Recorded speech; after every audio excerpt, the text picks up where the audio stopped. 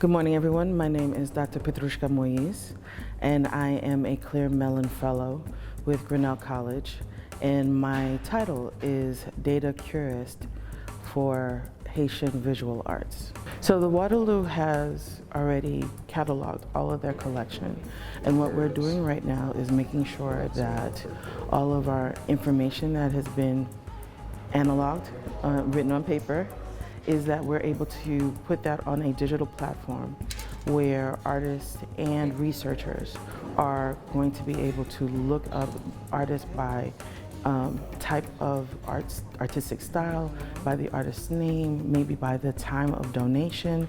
And so what we're doing here that is very different from what is a traditional museum model is that we are going beyond provenance.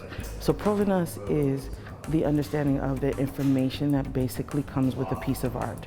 So you have the name of the artist, you have the measurements, you have the type and style, the year that the artist made it, and that's establishing so that when people collect art, that they have that information. And then what also goes on provenance is who bought it, when, and when was it sold to the next collector. What we understand as researchers is that we need a little bit more of information.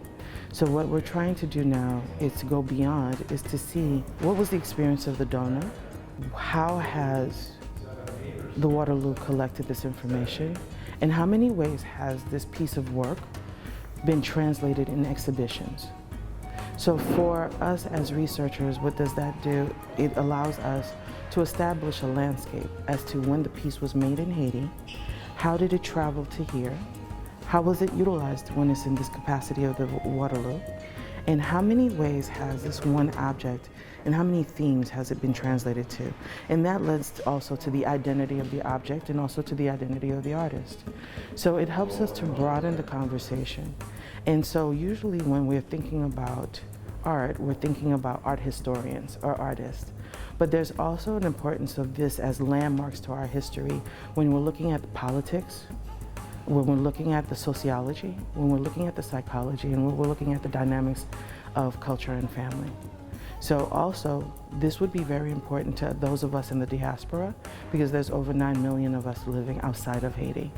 And so for those of us that are in school and trying to look for identity and looking for connections not only in Haiti but also across the Caribbean and other cultures that are indigenous, this gives us an opportunity to create those markers in history for our research. One of the things that we're starting off just at the beginning, because this is a 2-year project that we're doing right now, and hopefully longer, one of the things that we're looking at is copyright and citation.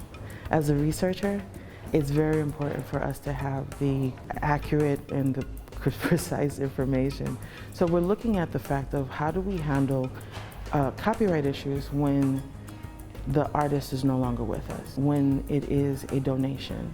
We're also looking at citation because we know that it isn't going to just be one type of researcher coming. So we want to be able to be resourceful to the researcher, that we might hopefully already have the art already stated in MLA, APA, ASA, or Chicago style.